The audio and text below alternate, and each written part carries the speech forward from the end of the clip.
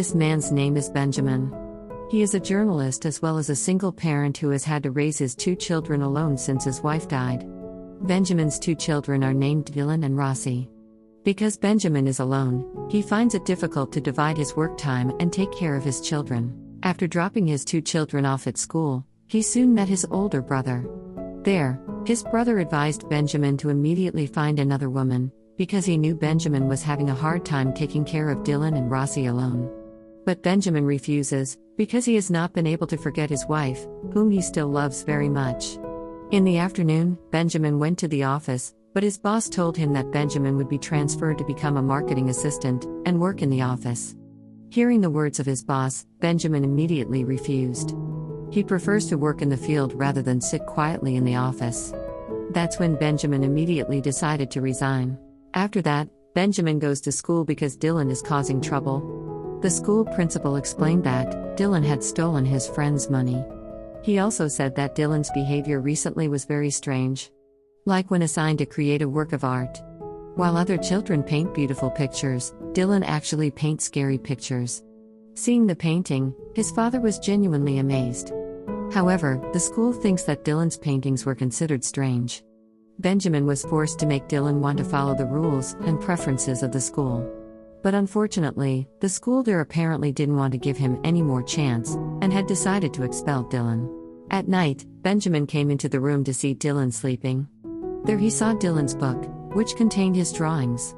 From there, Benjamin realized that Dylan actually had a hidden talent. As long as a father, he could guide Dylan even better. Before going to sleep, Benjamin was still thinking about how he could make his 2 children happy, even without the presence of their mother. Suddenly Rossi woke up, because she was disturbed by the neighbors' noise. Every night, the neighbors like to hold a party until morning. In the midst of his anxiety, Benjamin thought maybe if he moved house, and got a new atmosphere, his 2 children could be more comfortable and happy.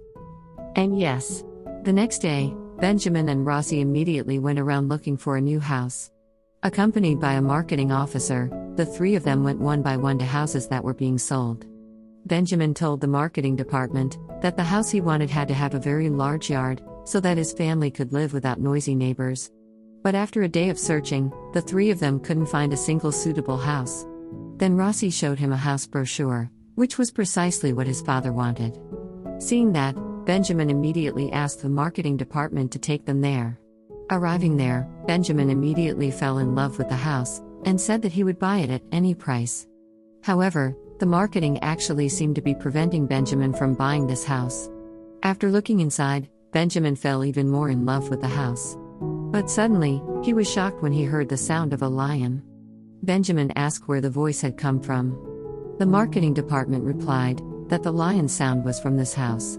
Because it turns out that the house where Benjamin is currently standing is actually a zoo. This means that, if Benjamin still insists on buying the house, he must also be ready to take care of all the animals that live there. After leaving, Benjamin looked confused and doubtful, because he had no experience taking care of animals. Even though he loves adventures and new challenges, he's still unsure whether it's the right decision. In the midst of his anxiety, he saw that Rossi was very happy to be able to play with and take care of the animals there. After seeing the expression of happiness on his child, that he had not seen since their mother's death, Benjamin immediately decided to buy the zoo without thinking. After returning from there, Benjamin went to his brother to tell him that he had used his family inheritance money to buy a zoo. Hearing that, his brother was shocked and thought Benjamin had gone mad, because he was desperate to buy a zoo that had gone bankrupt. But Benjamin then explained, if the zoo business ran smoothly and could reopen, then the profits would be huge. But that's not really Benjamin's reason. He just wanted to make his 2 children happy. The next day, they all packed up and prepared to move into a new house. When they got there, they got acquainted with the 5 zookeepers. There was Kelly, the head zookeeper, Robinson the gardener, Peter the janitor, Rhonda the administrator, and Lily, who was 13 years old and worked in the zoo restaurant called Jaguar. And after getting to know each other, Benjamin, Rossi, and Dylan began to tour the entire zoo.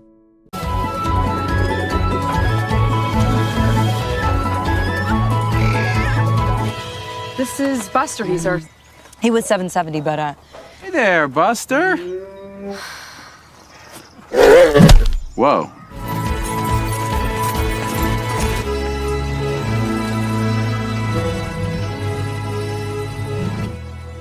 know, tigers and lions, like,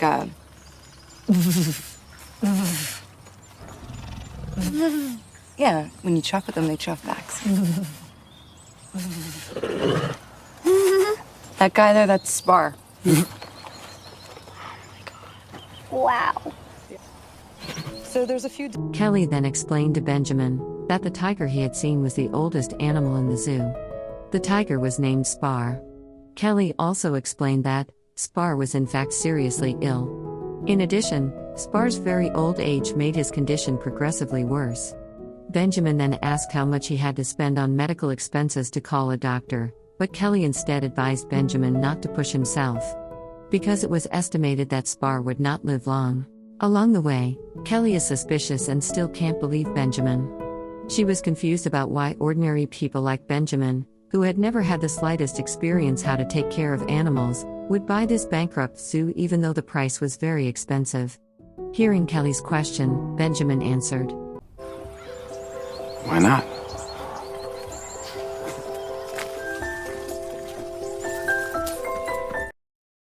The next day, Benjamin's work as a zoo owner begins. Hey guys.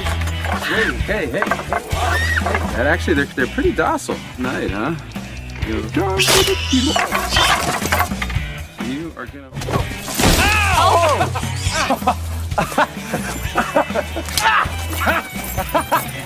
Little asshole! On the other hand, Dylan, who was drawing, was surprised by the sudden arrival of Lily, who brought him food. It turned out that when Dylan came there from the beginning, Lily had a crush on him. And actually, Dylan likes her too. But this boy pretends to be selling it hard to Lily, even though he secretly likes her too. Day after day, their family spends time taking care of the zoo. That afternoon, Benjamin looked very busy, because he had bill after bill to pay, ranging from food to the cost of repairing the cage. While outside, Dylan is getting closer to Lily, who constantly visits him when working hours are over. And at that moment, Dylan seems to have found his happiness again. In the evening, after all the work was done, before leaving, Kelly asked Benjamin for help to give Spar some medicine and turn off the warehouse lights. She also reminded Benjamin to be careful, because in the warehouse, there was a box that contained many snakes. After that, Benjamin and Rossi go to Spar's cage to give medicine, while Dylan is ordered to turn off the warehouse lights. Arriving at the warehouse, Dylan, curious about the box's contents, opened it. And when the box was opened, he was shocked to see so many snakes were in it. In a panic, Dylan immediately ran out without closing the box tightly. Finally, the next day, when Benjamin left, they were all shocked to see so many snakes scattered in front of the house. Seeing that, Benjamin had called Kelly for help. While they were all catching the snakes, Benjamin constantly scolded Dylan for not correctly closing the box last night. Dylan, who felt annoyed because he was scolded in front of so many people, then left them all. In the afternoon, they all gathered because an inspector would come. The inspector's name was Ferris. He is tasked with supervising and assessing whether or not a zoo can be allowed to operate before it is opened. If you pass the assessment, a permit will be issued. However, if it doesn't meet the standards, Benjamin's zoo may fail to open. After finishing going around and checking out the cages, animals, and other aspects, before leaving, Ferris handed over Benjamin some notes. Starting from the size of the cage fence, which is not high enough, the distance between the animal and the fence, and also, all the animal's health must be considered. After Ferris left, Benjamin asked his team to calculate how much he had to spend to renovate all the notes Ferris had given him earlier. And after calculating the cost that Benjamin had to pay, which was $50,000 to $100,000, it's crazy.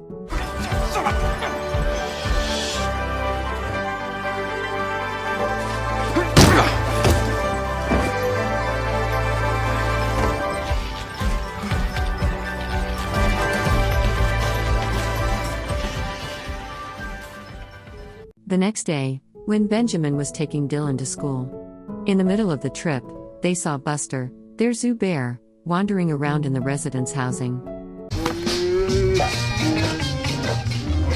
Buster?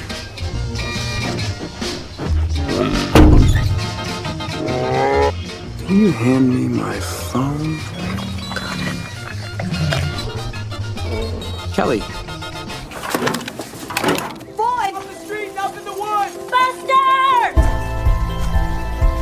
I'll pay whatever it takes! We can't handle the publicity even if— Be here with the big van, but it'll be expensive!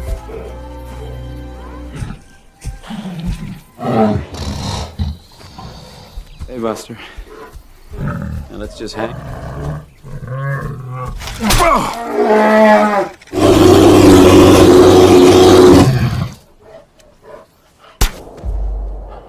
Got one! He's been hit by a powerful tranquilizer! Finally, Buster can be tamed. At that moment, Benjamin contemplated and thought that he should immediately renovate his zoo enclosures so that the animals there, especially Buster, could live more comfortably and have more freedom of movement. In the evening, Benjamin and other zookeepers gathered at the zoo bar inside the zoo. There, Benjamin's struggle seemed to disappear because he was warmly greeted. He looks happy because he feels like he has a new family. But in the midst of his fun, he is still thinking about how to make the zoo meet the standards and can be opened soon. When Benjamin came home from the bar and was going to sleep, he found a piece of paper in his sweater pocket. The paper turned out to be a will from his wife that was hidden before she died. The next day, all the zookeepers gathered. They were seen discussing the zoo's financial problems, which were very thin, after calculating the results. Maybe even the current zoo's finances won't last until opening day. On the other hand, Benjamin went to see his brother to show him his wife's legacy letter. And when Duncan read it, it turned out that the contents of the letter were money savings that Benjamin's wife had kept so far, amounting to $84,000. In the letter, the wife also advised using the money by following Benjamin's heart and not listening to his brother's words. Even though his brother was in front of him, after withdrawing the money, Benjamin and his brother immediately went to the zoo. There, he told all the zoo management that he had managed to get some extra money to support the zoo's needs until opening day. Hearing Benjamin's words, all the zookeepers felt very happy because they could keep the zoo.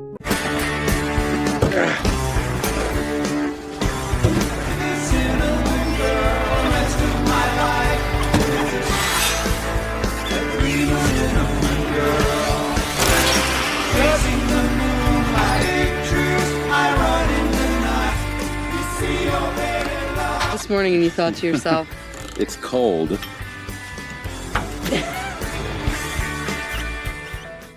A few days later, at a supermarket, when Benjamin and Rosie were paying for their groceries, one of the cashiers was very surprised to find out that Benjamin was the owner of the zoo that she used to frequently visit with his family. The cashier then said that she would definitely come with her whole family on the opening day of Benjamin's zoo. Hearing the cashier's words just now, Benjamin seemed motivated to reopen the zoo and also be able to make the local residents feel happy with the presence of the zoo as before. After returning, Benjamin immediately repaired the broken lamp in the Spar's cage. There, he saw Spar did not want to eat at all. Benjamin realized that Spar's condition was getting worse, and in desperation, he kept trying to persuade Spar to eat his food. Then Benjamin saw Kelly staring at him from afar. He immediately left, saying that Spar would be fine. Benjamin kept refusing Spar to be put to death as long as he can. At night, in his solitude, Benjamin tries to open his laptop. He sees a folder containing photos of his memories with his wife.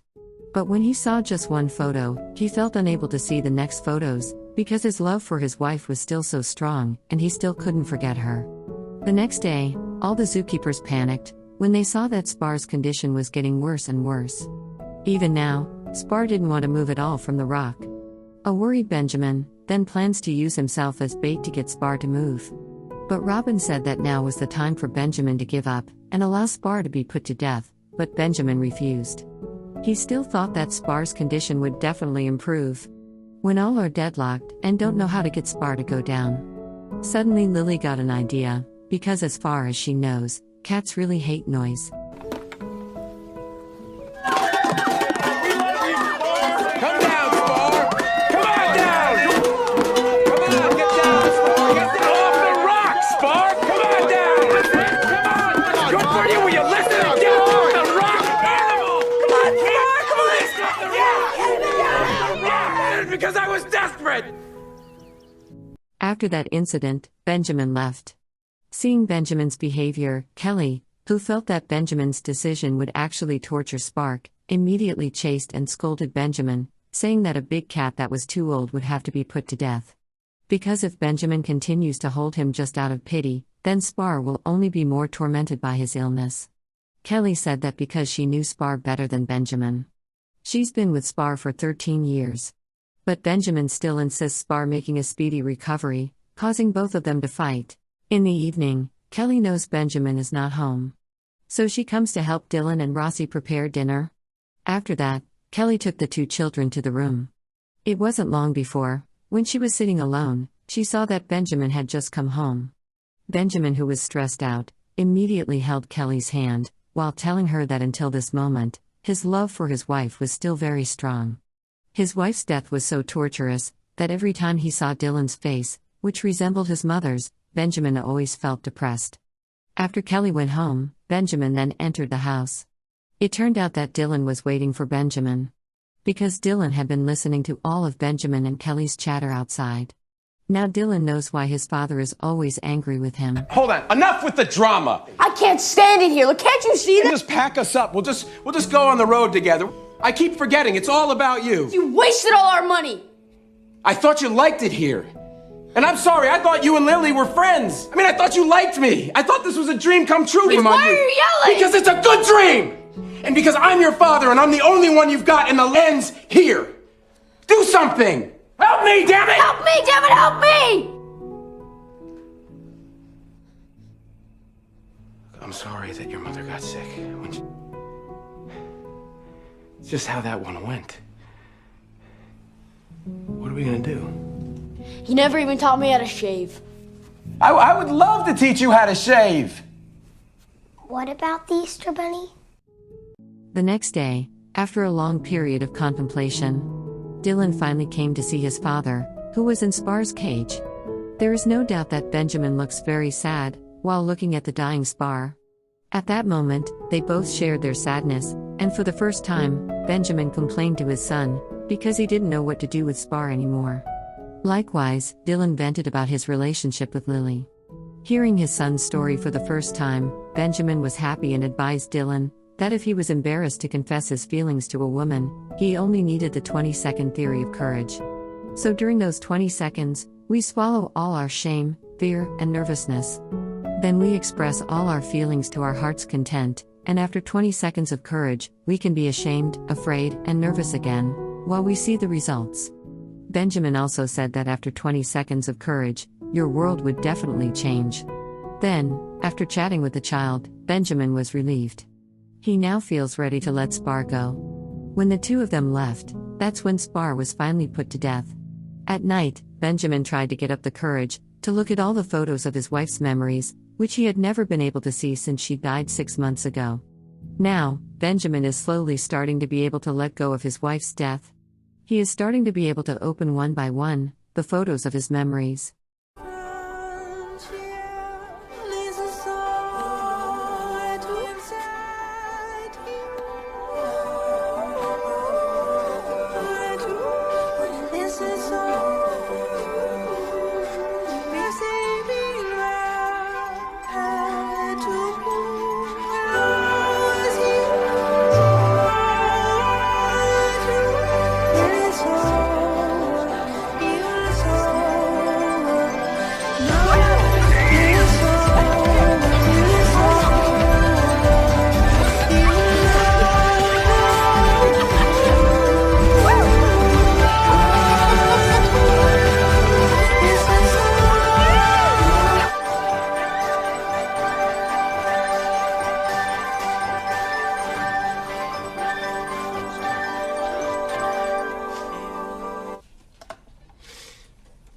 A few days later, everyone seemed busy tidying up the zoo, because tomorrow Ferris would come again, to assess the feasibility of the zoo before it reopened. The next day, Ferris came, and started checking all aspects of the conditions there. Wait for me, Dad.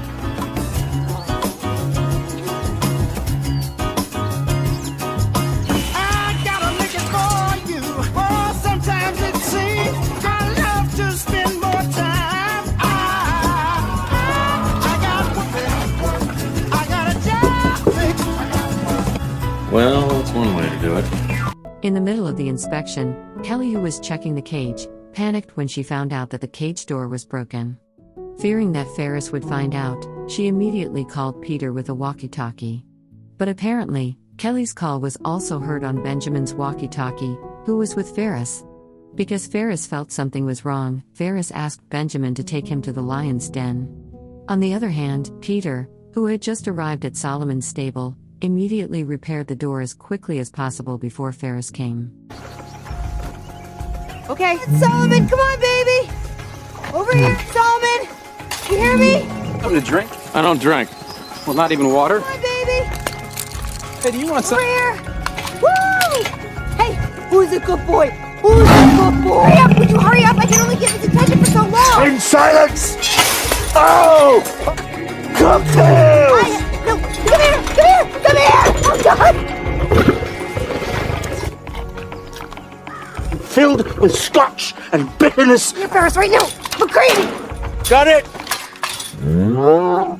When the inspection was over, all the zoo management was anxiously awaiting the results of Ferris' assessment, and after much deliberation, the zoo finally passed the feasibility assessment and was able to reopen. Hey, mister, everybody says you're a dick. I don't know what that means, but I don't believe it. But good luck.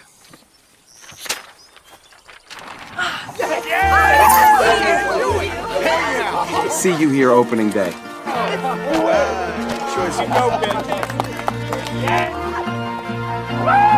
But soon it started to rain. As Dylan was walking, he saw a message from Lily on the west door of the zoo that said, "If you love me, then let me know." Seeing that, Dylan immediately went to see Lily there. Dylan remembered his father's advice about the 20-second theory of courage. Finally, he swallowed all his shame and ventured to confess his love for Lily. Hi.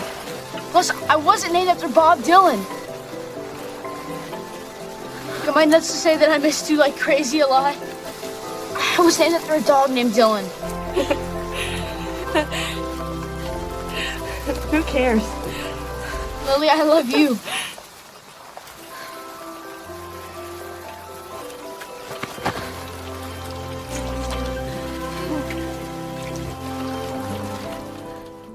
On the day when their zoo will open. In the evening, Benjamin actually watches a news report that it will rain for the next few days in the city. Even the news explains that this summer will be the wettest in 100 years.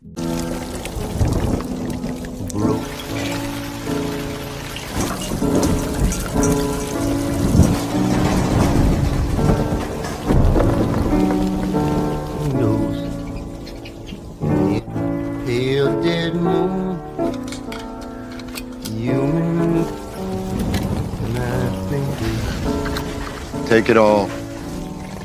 Scarecrows, frozen smile this style. Human clothes. The much-awaited day of the zoo's opening has arrived. Benjamin, who had just woken up, was surprised to see that it was a very sunny day. With a happy feeling, Benjamin immediately got ready for the opening of his zoo. But when everyone had gathered, and after the zoo was officially opened, they were all confused as to why not even a single visitor was seen coming there. Feeling that something was wrong, Dylan and all the members of the zoo immediately went to check the entrance to the zoo. It turned out that the entrance to the zoo was blocked by a fallen tree due to the rain yesterday. And it turns out that there are already a lot of visitors queuing to enter. How happy Benjamin and all the zoo management were to see the crowd of visitors. Finally, they helped the visitors one by one there.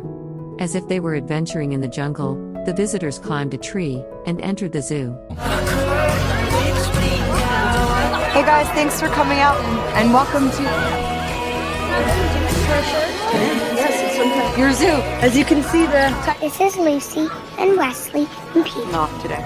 A couple of interesting facts about the type. All right, doesn't hurt that bad. This is Solomon. Hi, Hi, Solomon. Well done. Goofball.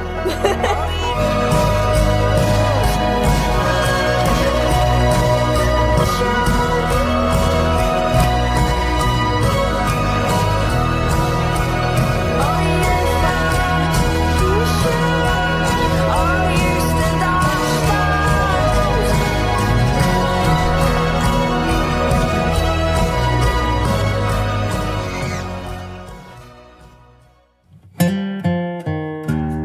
Sometime later, Benjamin took his 2 children to a restaurant. In the restaurant where he first met his wife there, Benjamin told Dylan and Rossi about how it all started before the 2 of them were born into this world. So here's the story. One day, Benjamin was passing in front of the restaurant, and he saw a very beautiful woman sitting alone in the restaurant. For him, the woman in front of him was the most beautiful woman in the world. At first, Benjamin was nervous and embarrassed, but he remembered the theory of 20 seconds of courage. He finally ventured into the restaurant. Once inside, he felt very embarrassed, nervous, and inferior. But he swallowed all those feelings now that Benjamin only had 15 seconds of courage left. He took his first steps closer and said, "Excuse me?" The woman looked at Benjamin. Then Benjamin asked why an extraordinarily beautiful woman like you would talk to an ordinary person like me.